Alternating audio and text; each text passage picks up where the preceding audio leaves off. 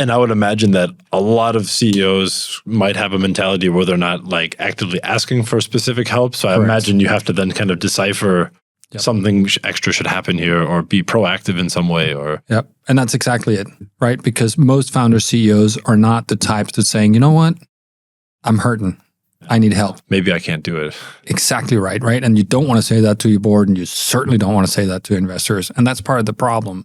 So the first thing is we need to create an environment where a founder CEO knows that the mentality at the board or at the investor level is one that they says it's okay for you to say you're struggling. Yeah. Because honestly, if they're professional board members, they've been there. They've struggled. If they're professional investors, they've seen other companies struggle or they've struggled themselves. I mean, famous, pick any famous Danish investor, Martin Thorborg or Jacob Riisgaard, one of those guys.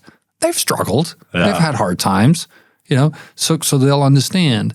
But we kind of need to say, can we agree that we can talk about this? But back to your question, I think when you think about it in your personal relationships with your partners or you kind of know when somebody's not good. Something's a little off. Yeah, they might become a little bit more stern, a little bit more harsh with you. They might become more forgetful.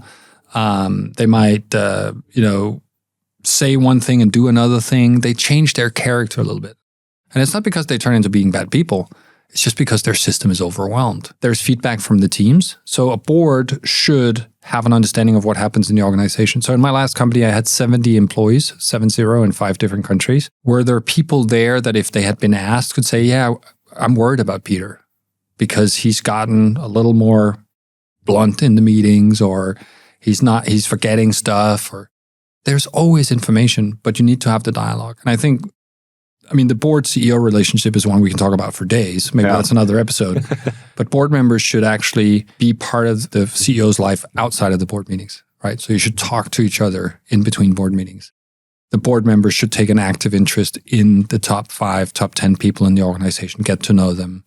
Not just at the board meetings where they come and present something because we invited marketing in, but actually saying, with, of course, the dialogue with the CEO, saying, hey, I'd like to, meet occasionally and have lunch with your people just to get to know them. That's also just good succession planning, right? So more actively involved and then listening for the signs that I mentioned is a good idea.